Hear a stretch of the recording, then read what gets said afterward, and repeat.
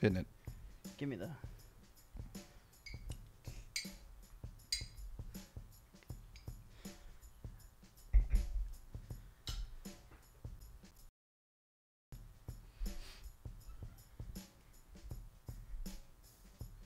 What does that mean?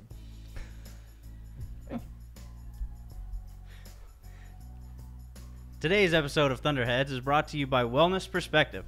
Wellness Perspective makes it easier for you to live healthfully. They're also making it easier for us to do this podcast. Check them out at mywellnessperspective.com to learn more. You're listening to Thunderheads, a podcast for Thunder fans by Thunder fans. Welcome to Thunderheads. We're recapping Game 1 today. If you're tuning in to YouTube Live, we're psyched to have you. I am Brandon Soul, joined as always, the Dr. Rob Larson. That's right, boys. I'm ready to get surgical with my opinions today. Oh. Yeah. What a play on your own nickname. Yep. Clever. Dark and Stormy's in the house. It is Jason Lewis. Yes, sir. No Justin today.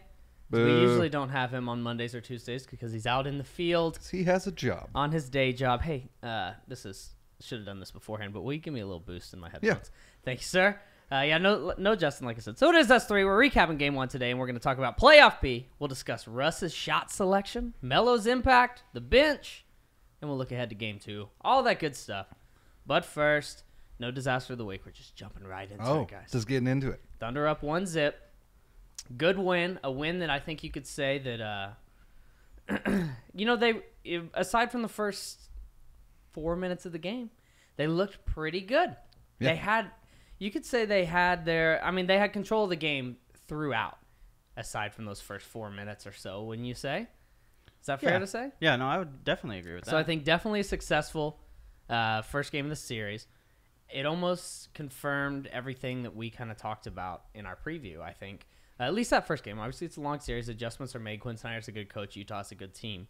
But what I want to know from you guys right now, to get this kicked off, give me something that you learned in Game 1 that you weren't aware of prior, or maybe something that you didn't expect.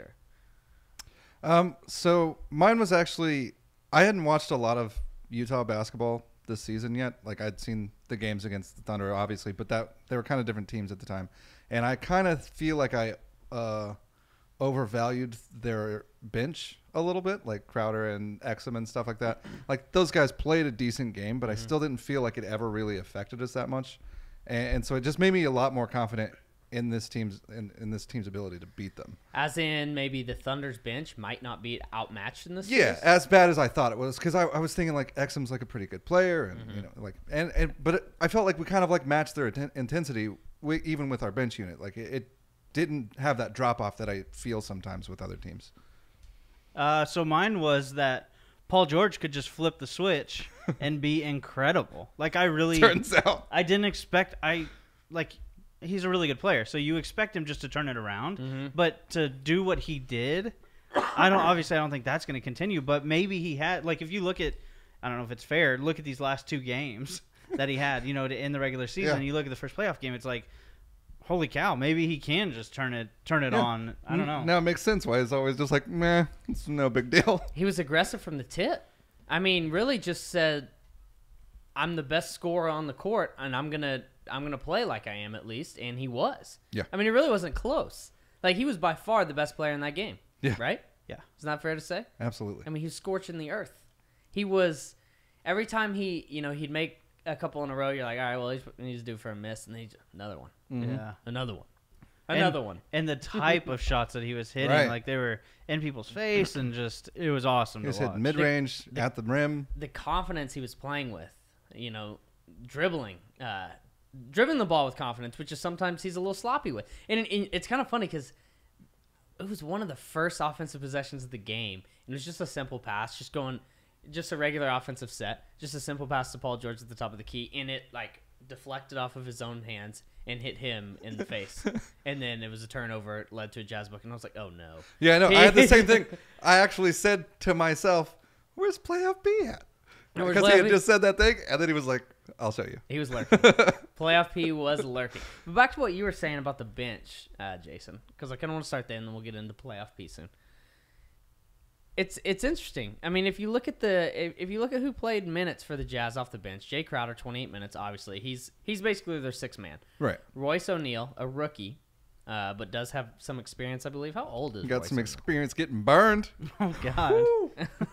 How old? So bad. That was rough.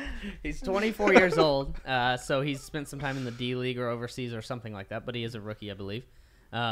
He played 20 minutes, and Dante Exum, a guy who's been hurt basically his entire career, was number 2 pick in the draft, I believe.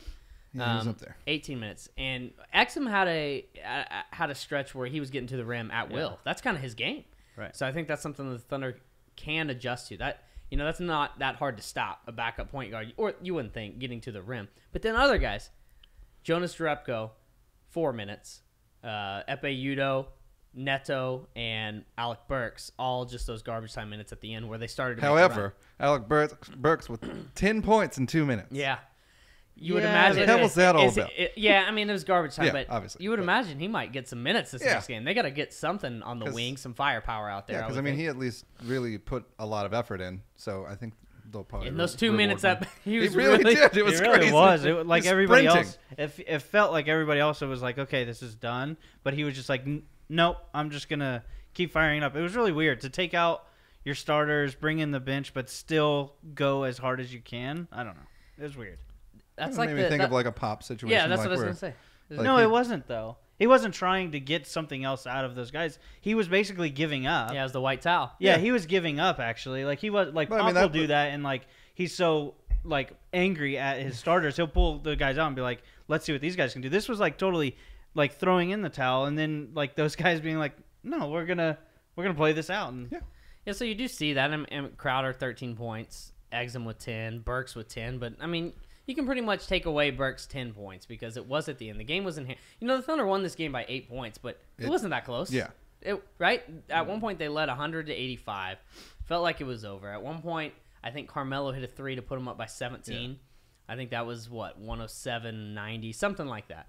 And then, you get a little lax and you kind of let Utah just kind of the way ends of NBA games tend to go. Right. That's kind of what happened at the end. Russ contributed to that. Yeah. Like, when you're up, you just need to kind of run the clock out, and he just continues to sprint down the court and try and get layups. Well, why is he doing that? I don't know. He was having too much fun, I think. I think he just doesn't realize, like, what's happening. And he He's just talked so about in it. the zone that he's just like, yeah, he did. He talked about it in the post game, how, like, he has to do a better job of closing those games out and not letting, because, like he said, like, you let a team kind of do that, and then you leave yourself open to luck. Mm-hmm. Like, you've played so well for that almost the entire game, and then you leave yourself open that they could just, maybe bad calls or, foul 3-point shooter, you get some extra. It could have been really bad. But so how well do you think the Thunder did play in this game? What would you give them a grade? What would their grade be in this game? A-. I think that's a good grade. Yeah, that's solid. Definitely room for improvement. Yeah. And also, there's going to be a little bit of regression for Paul George. You can't expect him to go 8 for 11 from 3. Sure. But then you look at Russ and you look at Carmelo. I mean, there's room for, you look at Adams, there's room for improvement there for all of those guys too. So, I mean, I think you could see a little bit of coming back to the mean. I'm really interested in the bench thing, and I'm glad you brought that up, Jason, because when you look at the Thunder, everyone was a positive from the Thunder's bench. Terrence Ferguson played only 2 minutes, and he came out there the exact same time as Abrines came out in the first quarter, which I was not expecting and was interesting. I was a little thrown off at first. Now, maybe this is just a theory that I might have, but I wonder if Donovan was doing that to kind of see which one he wanted to stick with. He threw them both out there, and he wanted to see for the rest of the game which one he wanted to stick with. Obviously, Abrines plays 21 minutes. I don't know if that's what he was doing. It could be, but that's extremely scary. Yeah. But I do remember in the postgame, Donovan had mentioned he wasn't sure what to expect from Alex just because he had had the concussion thing. point. Well, that could play into my theory as well. Yeah, so maybe he was like, let's make sure he's all right. And then if not, what's you he kind going of to do? Shoot a 3 over the backboard? He's not good. pull his ass out.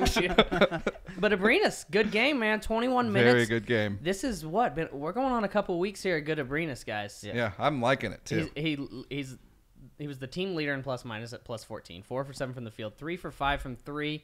Aggressive. Had that one. His first basket of the game, I believe, was him driving to the basket. It was basically I love when he does that. It seemed like the Thunder's first actual point in the paint that just kind of came by virtue of driving the ball to the rim, and it was Alex Abrines doing it, which was interesting. So you got to give it up to him, and it looks like he might just play the role for this team that we all expected him to play for this team. Yeah. It's almost like he kind of made himself around to it. It just took him a while this season for some reason.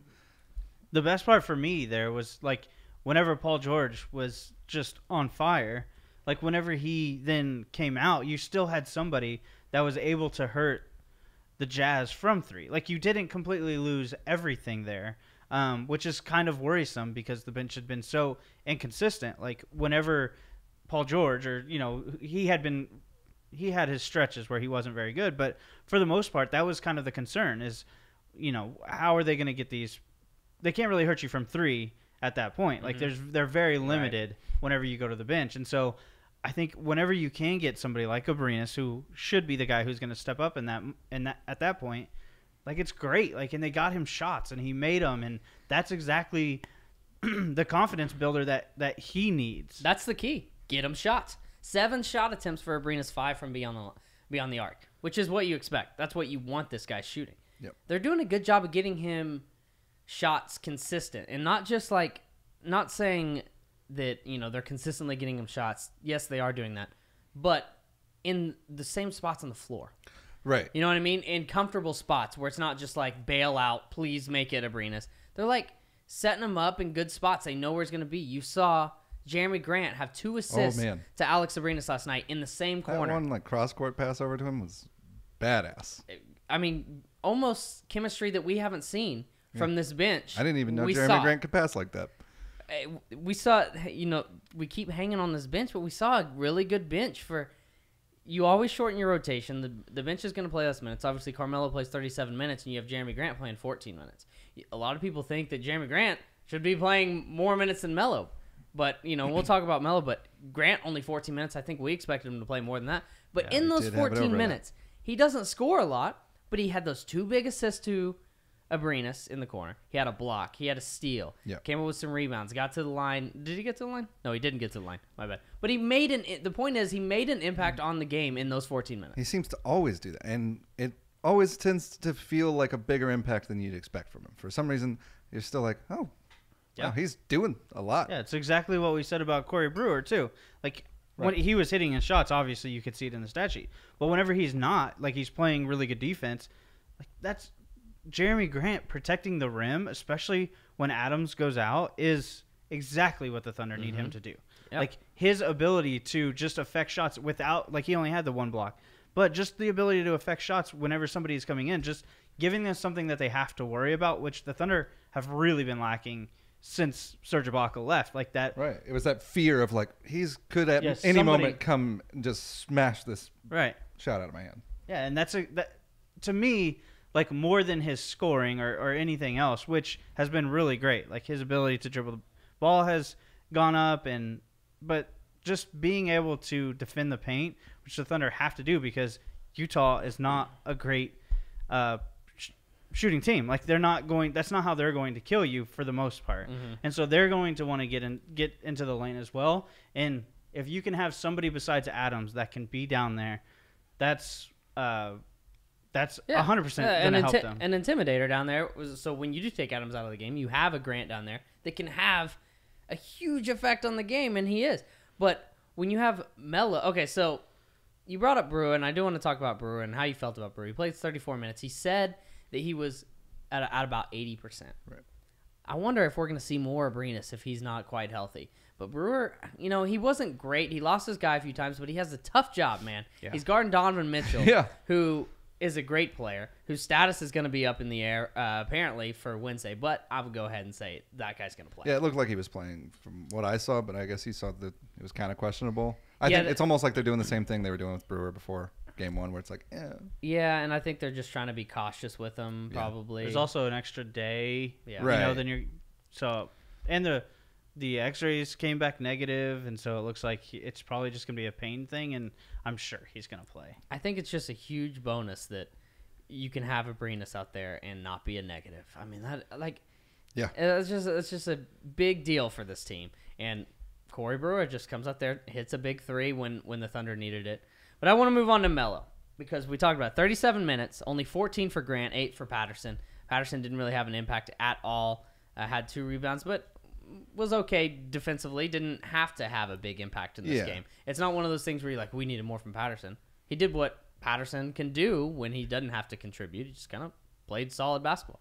Carmelo, 5 for 13 from the field, 15 points, 7 boards, 2 assists, 3 steals. Now, he didn't shoot the ball well. More points than field goal attempts. Yeah. Barely. That barely. That constitutes a solid Carmelo Anthony game. But the key here for Carmelo Anthony was not that shooting percentage. It was that first quarter when he dug the Thunder out. Yeah. Obviously, him and Paul George. Paul George hit some big shots, but Carmelo hit some big shots in that first quarter. I think he had 9 points in that first quarter. Yep. He pulled down some big rebounds. He got his hands on it. 3 steals, 2 blocks, played great defense, man.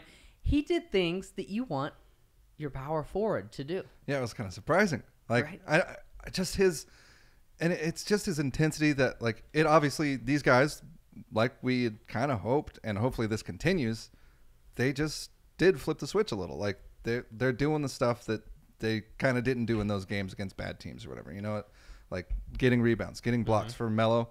And it was cool. It was cool to see him whenever the team was just not functioning very well at the start to kind of be like, I got us. Like for just a minute, like I can get us. And that's what you need from him. You know he's going to have that confidence. But 37 minutes and 19 seconds of game time. Second most on the team. Yep. Like, does that worry you guys? Like, how sustainable is Melo? And we're still talking about 5 for 13, 2 for 7 shooting. Sure. And so I don't know. Like, it does worry me because for most of the game, he actually led the team in minutes. And so I do wonder, like, how sustainable is that if he's going to get that many minutes? I would definitely like to see Grant get some more of those. And I think he will as the series goes on. I would hope. But I think that Carmelo played that many minutes because he was having that big of an impact on the game. I think that he was playing so well. To me, you know, a lot of times this season, when you think about games that Carmelo Anthony has, those missed shots, that terrible shooting percentage sticks out in your mind. It was like, he shot the ball terrible. Right. That doesn't do that for me last night. Like, I'm not remembering those missed shots by Melo. Those didn't. Just because he was doing other stuff. And they were good shots. Yeah. I think he took one bad shot where he forced it in the lane, and he had guys he could have passed it to. And I think that's a really big thing with him, too, is if he's missing stuff that's just a terrible shot, then it's like, God, stop it. Right. But if he's getting to his spots and, taking good looks, and they just don't go in, you can't complain about that, really. I still think that the problem for the Thunder was early on, it seemed, which was weird I think, was that you didn't really see a lot of like offense being ran. Like as the game went on, we saw more and more sort of plays being ran. They're not running exact plays, but just more sets that they were getting into, which is weird because this team typically will start out really strong and then they will sort of fade off. They'll sort of revert back to what they do to just try and save themselves. But like this was opposite. Yeah, this game felt a little bit opposite. Like they struggled at the beginning, I felt. Oh, it was so bad at the beginning. It just they weren't getting into those sets well enough. And then you look as the game goes on, and maybe it's just because they started to hit shots and everything's going to seem better whenever that happens. But to me, it just felt like they did. They started to run a little bit more offense, get into their sets a little bit better. But also leading into that is defense too. Like they started playing better defense. But I do think that it was a little strange. Like you look at them at the beginning, and it looked a little clunky, I guess. And then as the game went on, it got better. The first couple minutes of that game, I mean, it just looked when the Thunder fell behind 16-4. It felt like the Thunder weren't running offense. I mean, there were 0 passes, 0 ball movement, bunch of jump shots. They weren't getting in the lane at all. They weren't forcing the issue, and it was like, what is happening here? What are you doing? And what's the game plan? Defensively, they were just kind of like dazzled or something. But Utah Mitchell was missing. like perfect. Yeah. To start the game. How does that make you guys feel though when you see Mitchell? You know, he had a good game, 27 points, really good game, 11 for 22 from the field, 10 rebounds for the rookie, 3 assists, 2 steals, good game. But for whatever reason, it didn't strike fear in me. Yeah, and that's I think that's part of what I was getting at before with like the bench thing was a part of that, and then also I mean Mitchell and Gobert had decent games, like pretty good game for Mitchell, and it just I never felt like the Thunder were worried about it, and I didn't feel worried about it watching it, which just made me feel a lot more confident in this series. Like I didn't know how it was going to feel those first games, just because of how well Utah's been playing coming into the playoffs, and it just kind of was like, oh. I think when you're a rookie like Donovan Mitchell is, yeah, he's so good, man. He's a great scorer. He can make plays. But when you're a rookie, maybe you don't know how to impact the game in those intangible ways or in those ways that don't show up on the stat sheet. You know what I mean? That you do once you're a veteran, like Russell Westbrook does. I hated Russell Westbrook's shot selection in that first half. I hated it. He was 6 for 13, and he made some of them. But I was worried. At halftime, I was like, man, I'm worrying that Russ isn't getting to the rim. But watching that game back, I'm like, man, Russ is just doing little thing after little thing after. You know, a play where a rebound's falling on the offensive glass, and he's just swooping in there and grabbing. Like, those are winning plays that Russell Westbrook makes. And they often go unnoticed and unsung because it's Russell Westbrook, and you know he's just chasing them for the stats, honestly. Well, also it's just so like it's just what he does at this point that it's like he's made it normal. Yeah, exactly, and that's how it is. But I wonder if that's kind of what doesn't strike fear in me when I see Mitchell having a game like that, because I want to say that the Thunder can live with that. Can they live with Donovan Mitchell going for 27? I think that they can. I think that's probably the game plan. Yeah. Is let Donovan Mitchell do what he's going to do and contain those other guys, because he's going to be I don't know, it's so hard. They're not going to be able to stop him. Like he's a really good player. And so he had a really good game. I think you would hope that he would, because throughout most of that game his shooting percentage was insane. Like he was shooting so well, and it sort of, especially early. Yeah, and it sort of just kind of went off, but like you would hope that you get that kind of, it averages out in the game, because you're going to win as long as he's the only one, like he was in game 1. Like you can totally survive that. But I think that's why, I don't want to speak for you guys, and I don't want to speak for anyone else out there, but I think that's why I felt, and probably many other people felt, that the Thunder had a huge upper hand in the series, is because I don't know that Utah has the firepower necessary to beat a Thunder team that just plays good. I think the Thunder can play good and win the series. And I might be wrong. We're only one game in. Yeah, and that's the thing. I don't want to like overreact and be like, sure, oh, he's not going to be able to do that, because Mitchell could go off and at least get him a game. But I don't know that he can. I don't. I think other guys have to, if they're going to like get a game. Yeah, other guys are going to have to get involved. I still can't get over the fact that he is a rookie. So if he starts going off, you switch Paul George on him, and you focus, or you switch Russ on him and you focus on that. Those guys can really focus on that, and I just don't have confidence that a rookie, even as good as Donovan Mitchell is, can just still continue to tear you apart. I thought it was really interesting how the Thunder came out with Paul George on Ingles, and then you had Brewer on Donovan Mitchell. I thought that was really I thought that would be swapped. Yeah, but it seemed, and I don't know. Really well. I don't know if it's because of you just want to make sure that Ingles can't really get them going, because maybe it is that the Billy Donovan just feels good about let Donovan Mitchell do what he's going to do, as long as we can contain these other guys.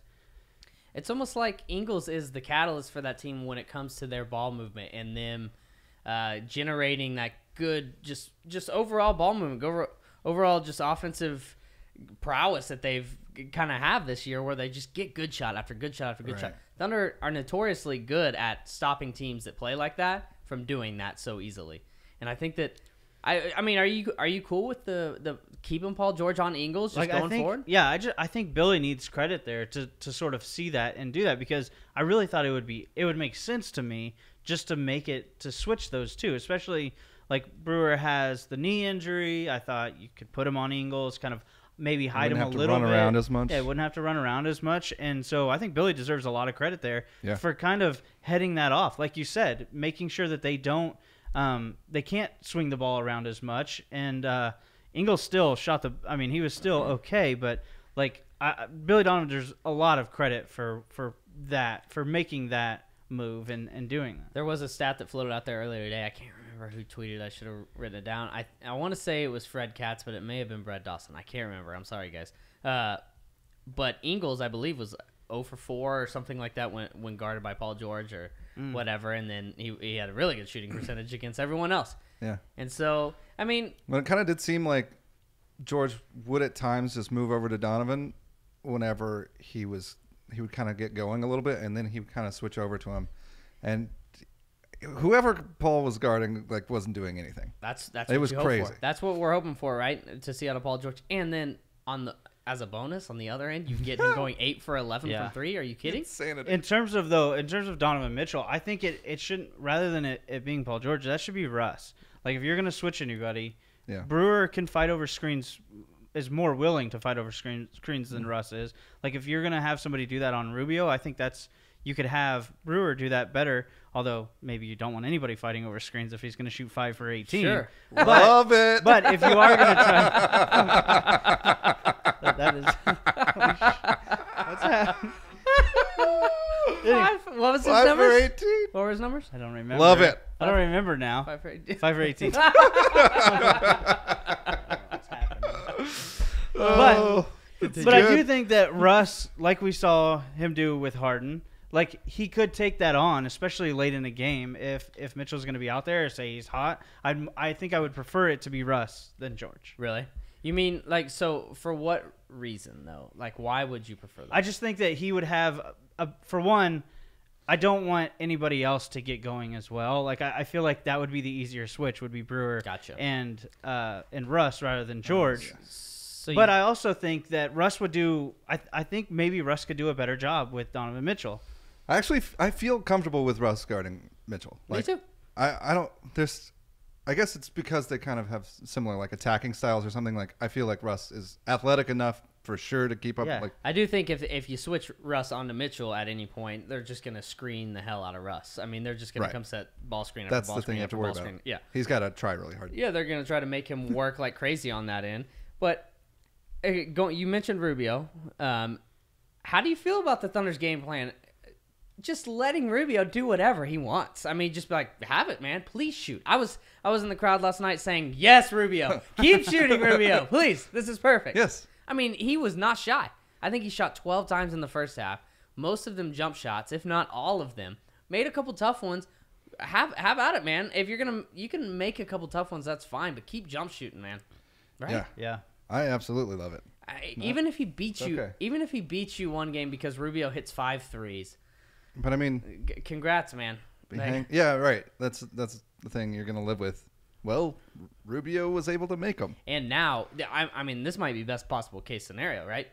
That Rubio starts in game 1, his first playoff game of his career, 5 for 18.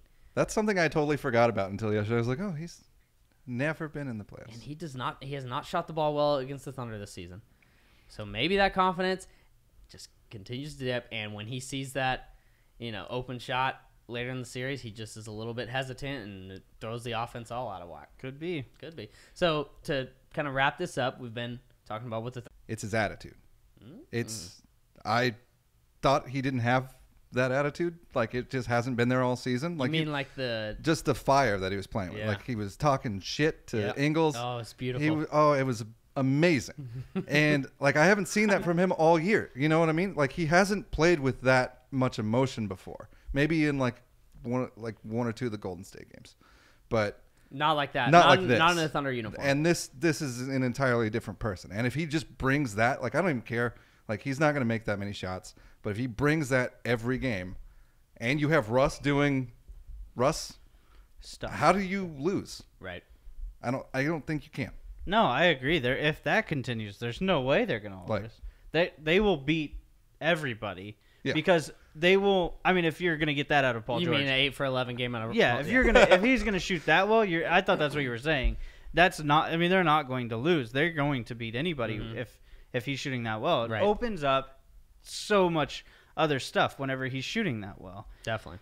But my answer here, we just kind of talked about it a little bit. I was going to say Abrines, but I'll say the entire bench because even in limited minutes, I thought those other guys did really well in the limited time that they were out there, and that was really impressive to me. That they kind of, in that little bit of time, they still had value, a lot of value.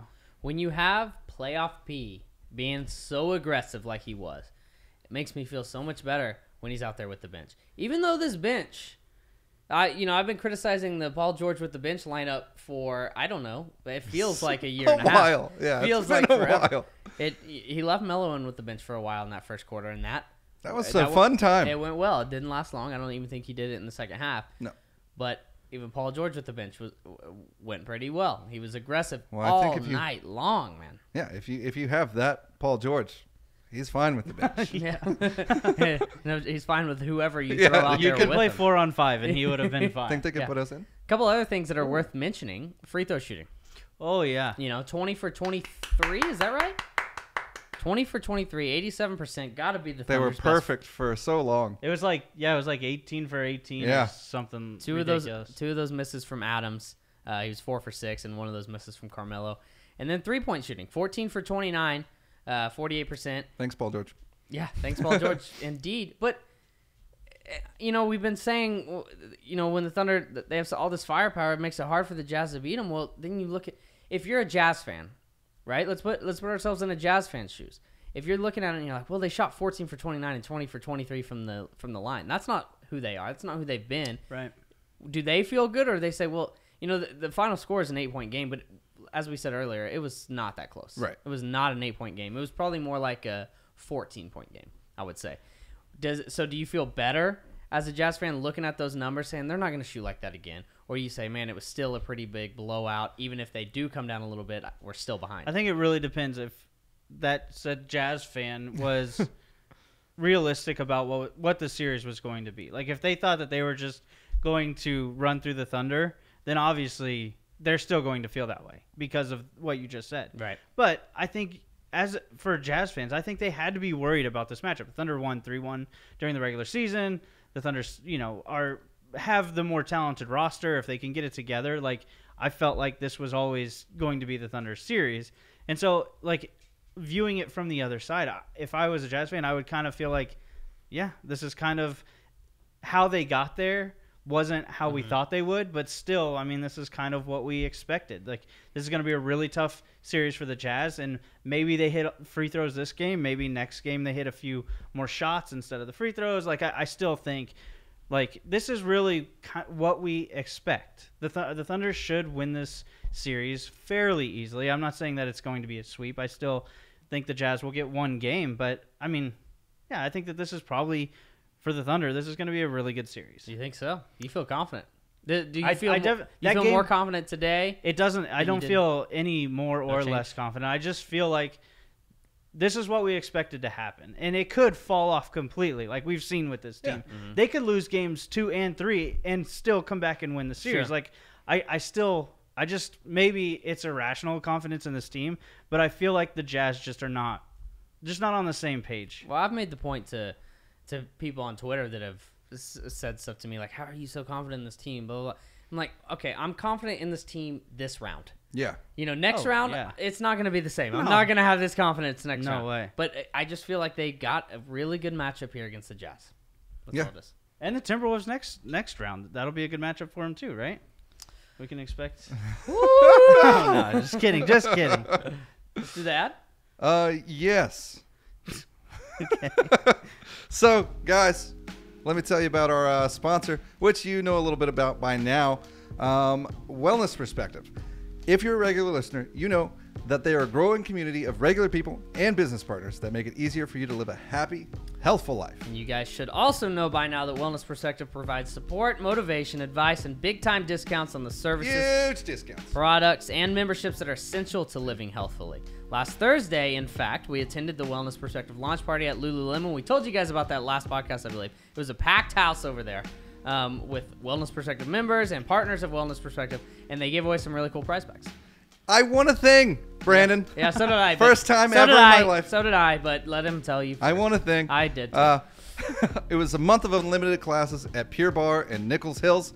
I don't even know what that is, but I'm super excited about it. You said bar classes? Bar classes. Bar classes, such as the ones at Pure Bar Edmond and Pure Bar Nichols Hills, both of which are wellness partners, are total body workouts that use a ballet bar to burn fat, sculpt muscles, and create long, lean physiques like what you're looking at right here. Wow. I might be giving that to someone else. Jason, you have to go use this. No, you have to. I have to use it personally. I think we need to film it. It's just him in there. Oh, I like it. You don't want to see all that slime, dude. With a bunch of women in a leotard. Is that what they wear? I think. Probably so. I'm sure there's men that do this too. But I'm so I get so slimy, they will kick me straight out of that class. Yeah, well, I won a 60-minute float at the Float Spa in Class and Curve, where I have been before and floated before. It's a really cool place, and obviously they are too a Wellness Perspective partner. So there you go. Go get yourself a Wellness Perspective membership for just $7.97 a month and get healthy while saving money at not only the places we told you about today, but many others as well. Yeah, if you go to any of these places, like maybe even once or twice a month, you're going to save money in the long run. It's going to pay for itself. Go to mywellnessperspective.com today, people. Get it? All right, so I asked you guys, what was the thing that encouraged you the most moving forward? Let's switch that up. Let's do the flip side. What's the thing you saw in Game 1 that worries you the most going forward? We talked a little bit about Corey Brewer. That's mine. Like his health, and just his overall. Like hopefully being like you said, where his comments were about being 80%.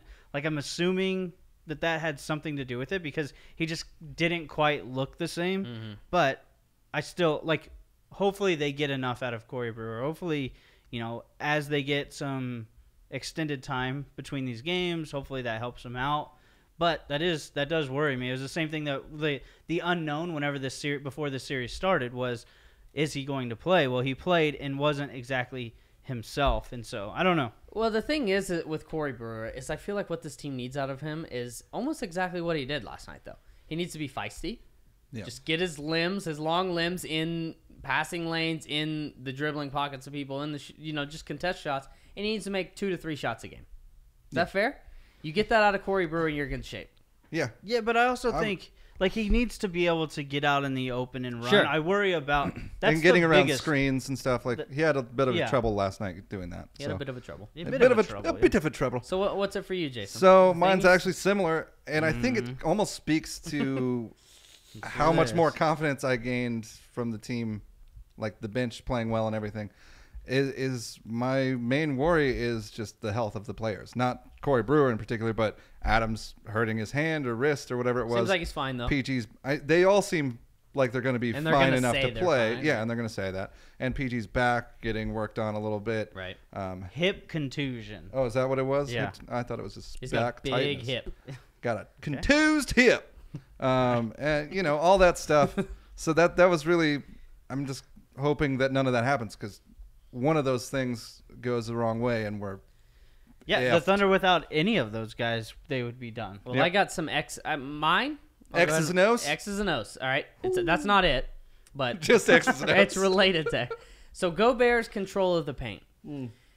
Russ didn't get any layups last night except for like fast breaks. The breakaway, yeah. I don't think he got a single one. He was 2 for 5 in the paint with those 2 makes. Didn't even really try to get up in there that Didn't much. try. It seemed like he was a little I don't want to say scared of Gobert, but he didn't want any part of going in there and going against Gobert. They were not able to get Adams going early on. Did Adams have a point at halftime? I don't think he did. Maybe 2. It took Adams forever to get on the board. Time. It took him forever to get on the board. I will say, in the fourth quarter, it seemed like the Thunder started figuring things out. Although the game was moving at a much quicker pace. Both teams were scoring seemingly every possession. I think it was 36-35 in that fourth quarter. And you saw a couple Russ to Adams lobs, and so things started opening up a little bit. But, like I said earlier in the podcast, I wasn't a huge fan of Russ's shot selection, although he made a couple jumpers. I don't think you want Russ having that same shot selection over a 7-game series. I think Billy Donovan has to figure out a way to get Russ some easy shots at the rim. I agree with that. Because, yes, Paul George's shooting will open up so much, right? But so will Russ getting to the rim if he could just get to the rim. Yeah, but how do you... To me, then you're saying he has to... Like, Adams, he needs to do that without Adams on the court, then, is what I would assume. Because I think even if you're going to run, regardless, you're going to have Adams either under there, or if you're going to run the high pick and roll with Russ and Adams, Gobert's just going to sink in. Like, I don't know. I'm not it's sure definitely a lot easier said than done. Yeah. Don't get me wrong, but you're an NBA coach. You got to get a little bit creative. I'm not saying that, there's defensive players out there that you can't really do anything about it. They're just that good.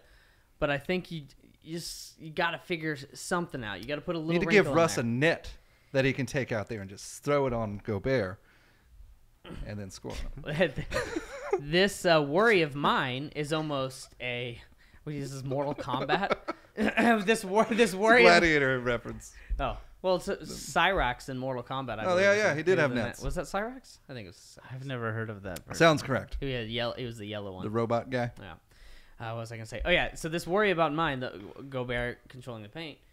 Well, it also is almost encouraging in a way because you saw Russ, and I thought Utah had a really good game plan against Russ. They obviously you have Gobert. That's step one. It's a pretty good step. Yeah, that's boxes checked. Game plan versus Russ. But then I thought when he was coming around that first screen in the pick and roll, they were really cutting off his passing lanes. Russ had 1 assist at halftime, maybe 2. Yeah, it was 2, I think. 2? He ended up with 8, I think, or something around there, 7 or 8. So he got it going a little bit more in the second half. But I thought they were doing such a good job of making it hard on Russ to move the ball and hit open guys. And so that'll be another thing that the Thunder have to worry about. But the fact that he was able to go out there and still make a huge impact on the game, despite Utah having a really good game plan against him, that's an encouraging thing. So I guess it works both ways. Isn't Gobert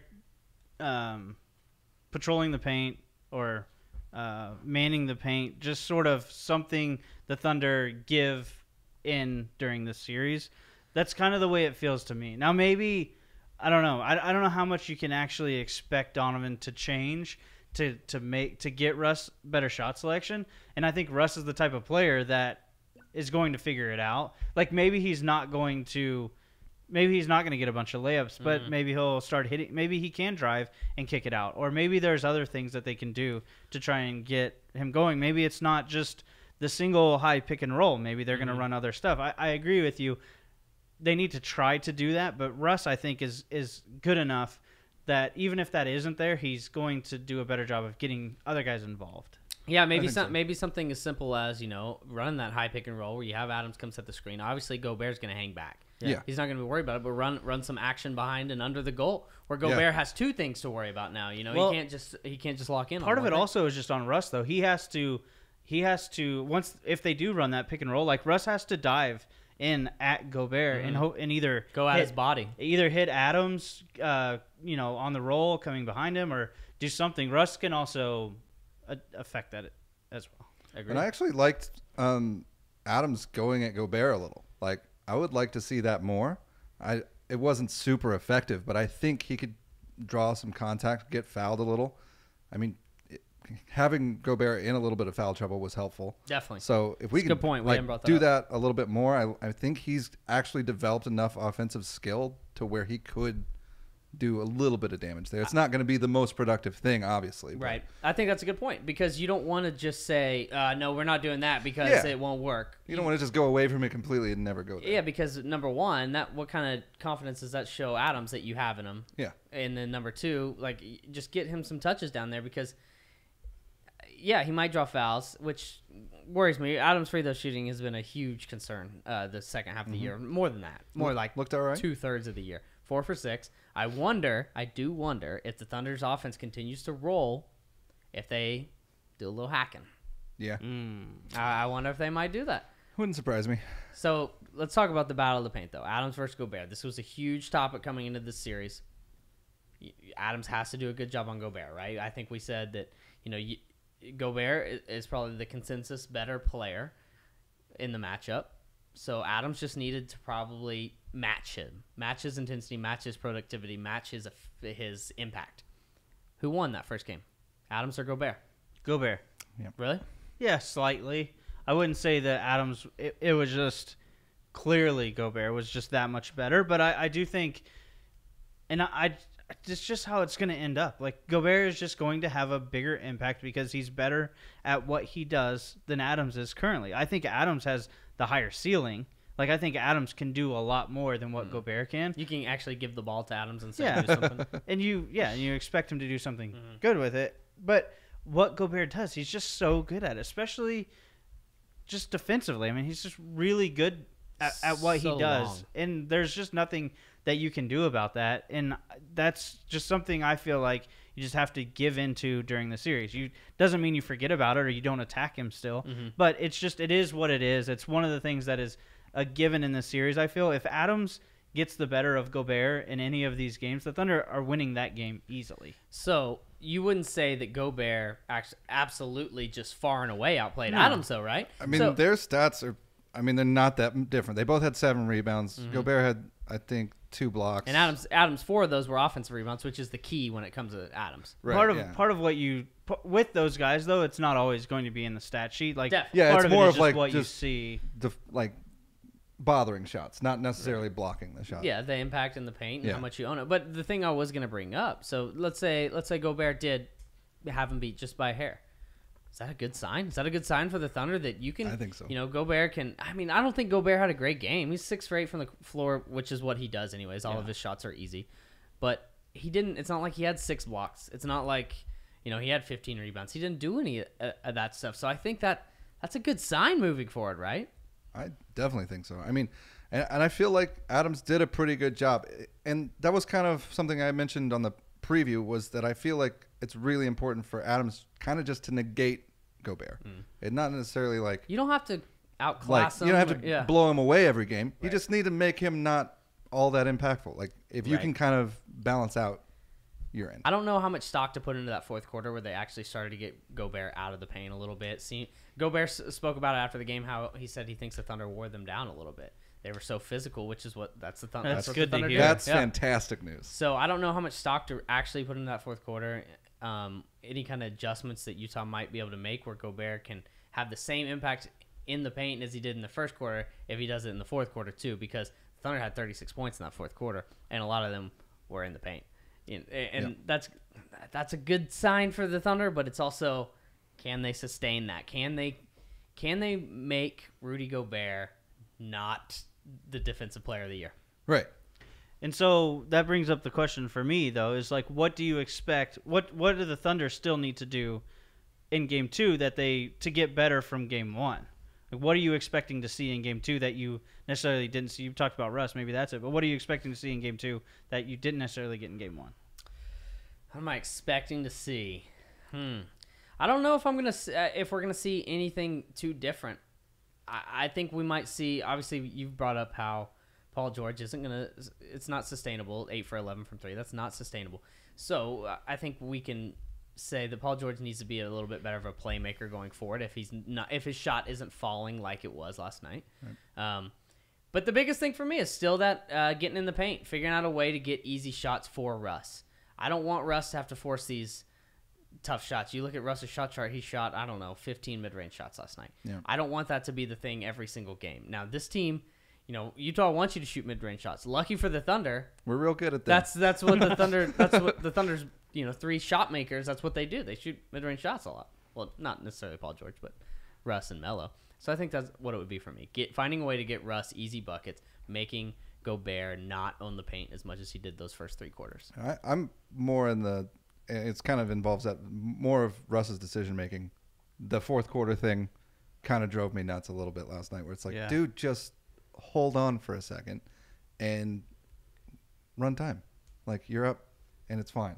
And then and just like, and the first half, like you were talking about, terrible shot selection and just trying to really work to get Paul George involved, which he did a great job of once he started going. Well, you say terrible shot selection, and I'm being hard on him, and maybe, I think a lot of people probably don't agree with me that it wasn't terrible shot selection. I do think he pick and chose his spots a little bit, but it's not the shot selection I want to see. Yeah, right. If that makes sense.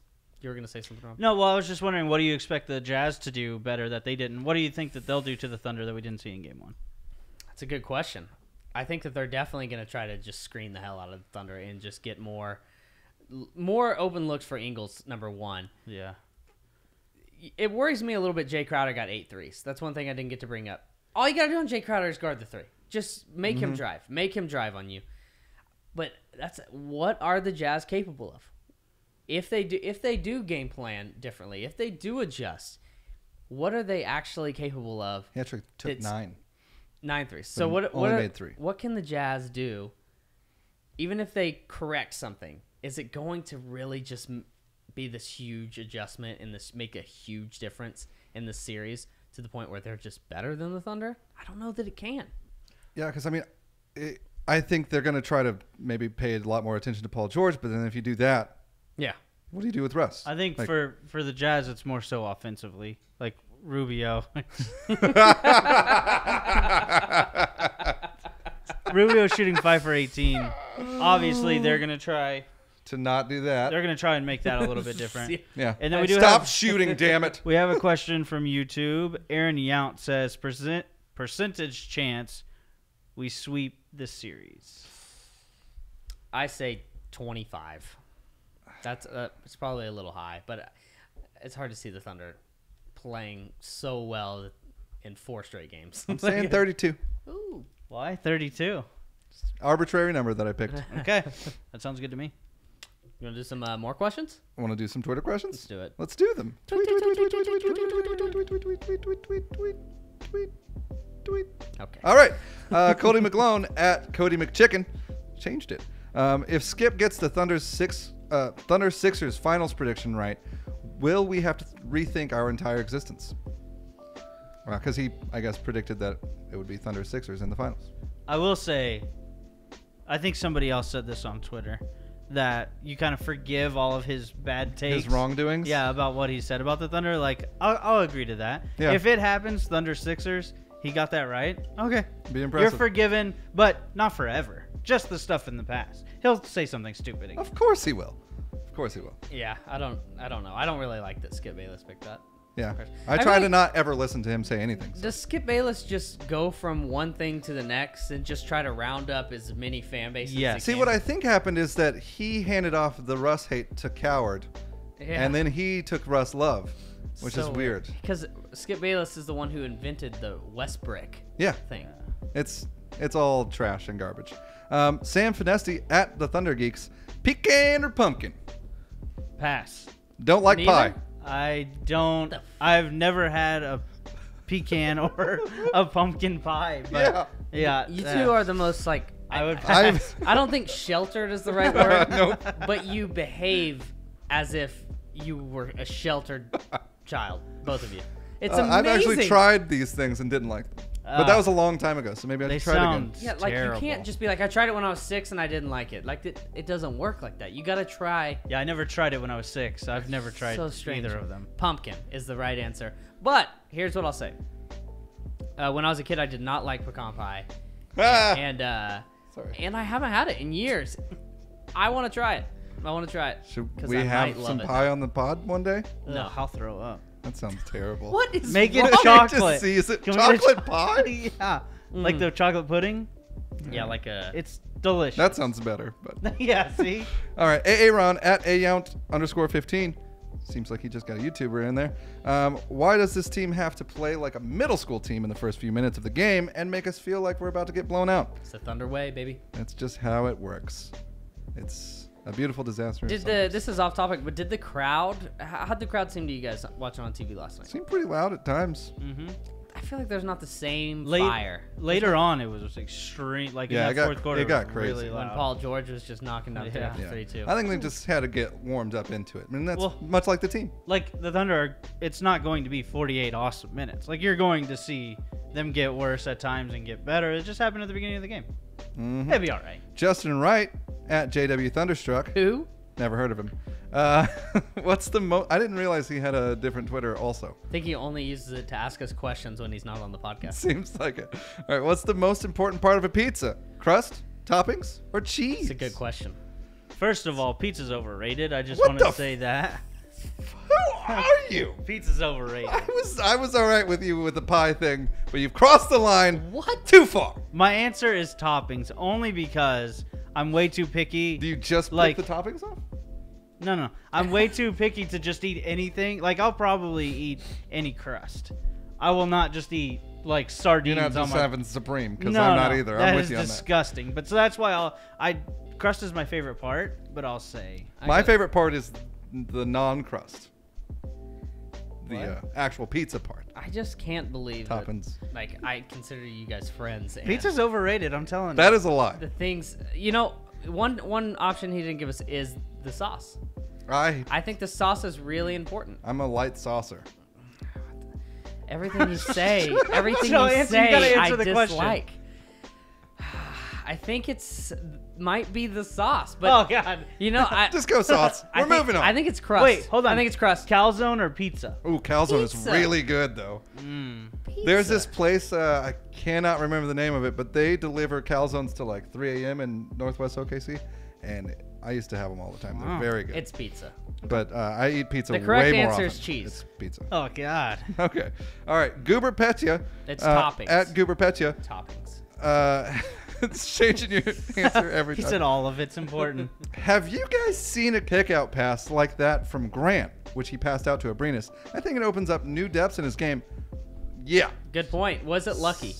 No. The first one. It was impressive. Wait, which one was the one where he was in the air, literally did That like was a the 180? second one. That was the second one. Yeah. That was the impressive. Knew It was he was near the there. end of though? the game, yeah. Knew he was there. Yeah. And he threw it Right on money. Right on the money.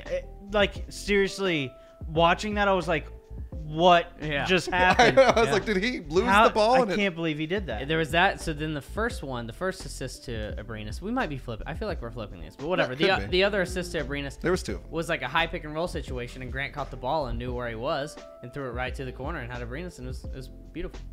I loved it. Barstool Thunder at Barstool OKC. I'm low-key worried that we only won by 8 when Playoff P went nuts. Any thoughts on improvement for Game 2? Definitely need Melo to learn some pick and roll D and get Adams some touches. I mean, I don't agree with much of this question. To be honest, like we said, The game didn't see that. Yeah, I mean, it wasn't an 8-point game. Like, it was an 8-point game because of the end, because of the poor decision making at the end, when the game was in hand. And then I thought Melo was great. Yeah. I thought he was. His defense was really good last night. There was a play where Exum got the ball last night, saw he had Melo on him, and they basically deemed that a mismatch. So Exum dribbles out like guards tend to do, basically out to half court to get ahead of steam. Melo didn't move. He said, "Come at me, bro." And he did, and Melo got the steal, and it led to a Thunder basket. Yeah. And it was like, that was nice. That was really nice. All right. Steven Adams for MVP at Kid Clutch 0. Patterson played 7 minutes and Grant 14.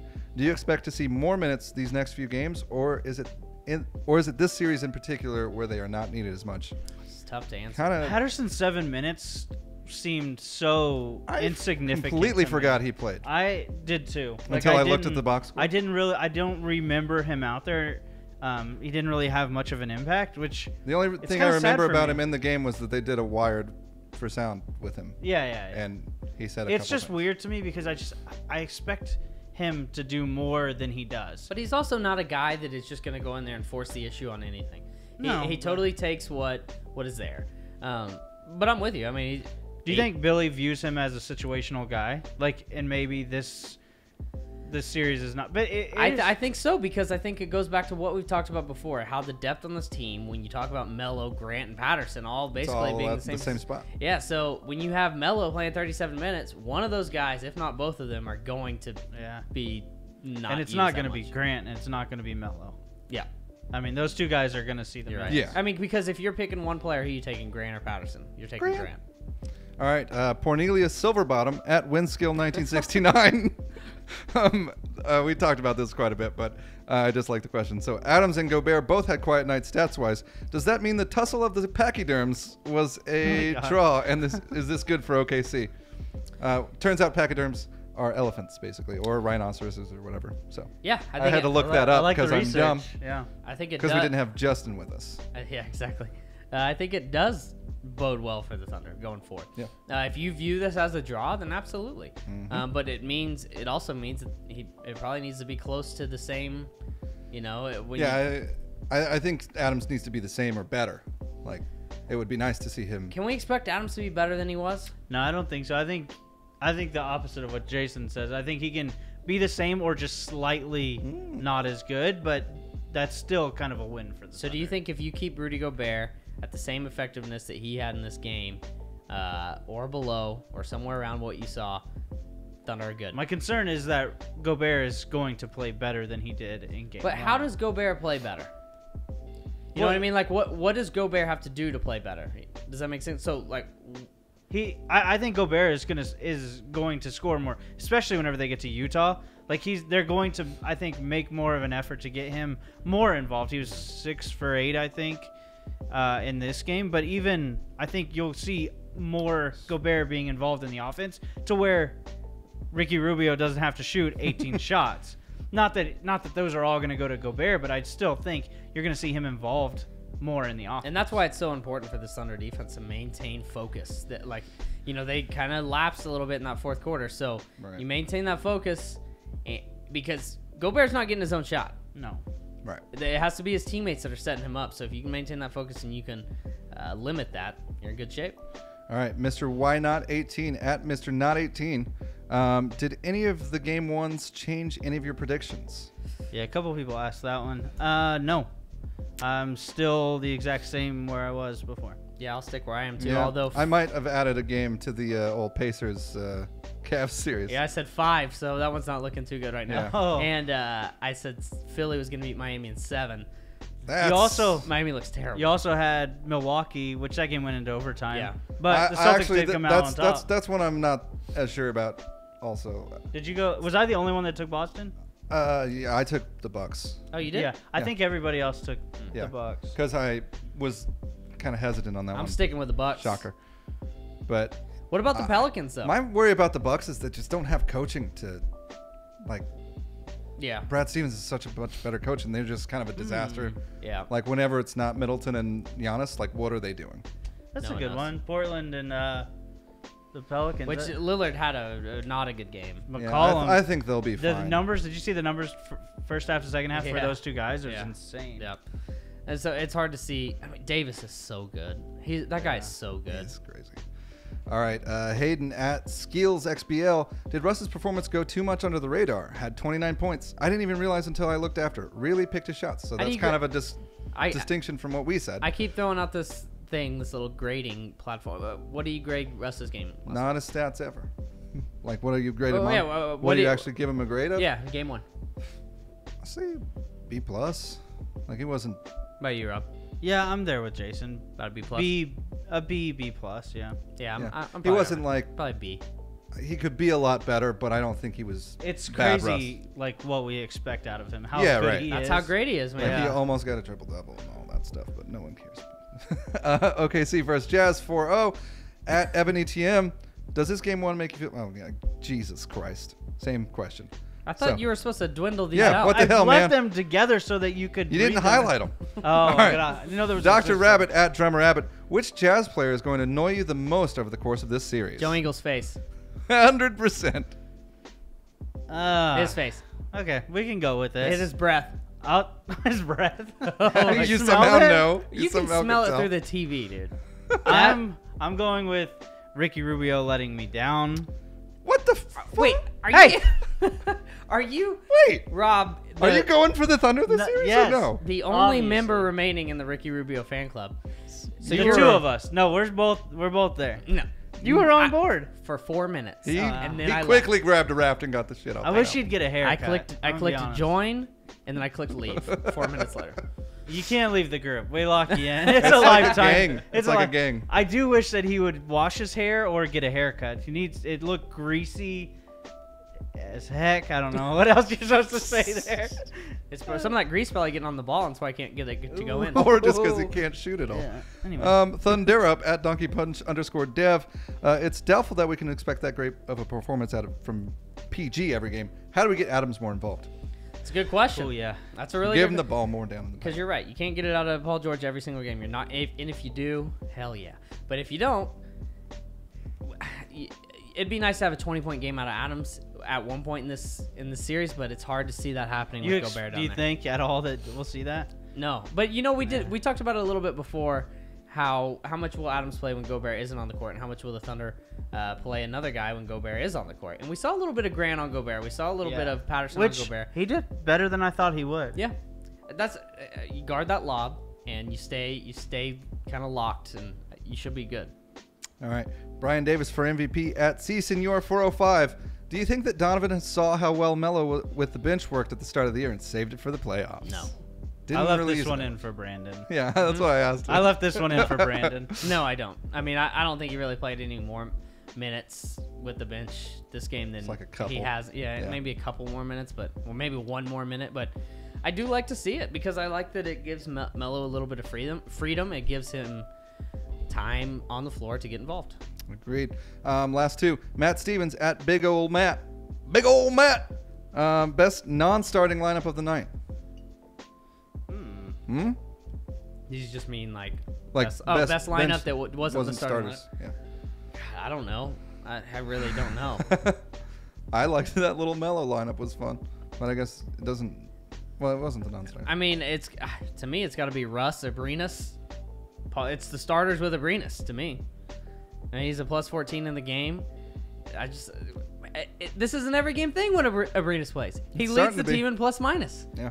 Yeah, whenever you look Abrines, if you look at plus minus per lineup, like they all, obviously he was the team high, but yeah, all of these lineups are something with Abrines. Yeah. So just something with Abrines. Answered. As long as you get him shots, that's the whole point. Right. Though. And Abrines spent a lot of time guarding Ingles, which seems good. Yeah, that's if perfect. he can, if Ingles isn't gonna just torch him and take him to the hole and draw fouls on him, which I guarantee you that might be part of the Jazz plan. You get Abrines on, you just attack him a little bit, and you'll probably get the whistle.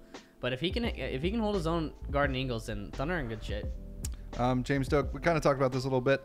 Hey, buddy, do you think we will see more of Grant in Game 2? Do you guys expect his minutes to fluctuate at all this early, or you think it's gonna kind of? I think we'll see a little bit more in Game 2 of Grant. I would expect so, yeah. But so what does that do then? Do you see Melo's minutes are pulled back? Is that what you're saying? Or just none for Pat? Yeah, I would say probably a combination of Melo and maybe a minute or two from Adams. And a minute or two from Fergie. Well, I mean, it's just not the same position, so it doesn't really take from the same. Shannon Ward at Shannon Z Ward. Can we pick? I think he meant, can we poke some fun at Utah for throwing so many passes to Ind and Rubio jumpers?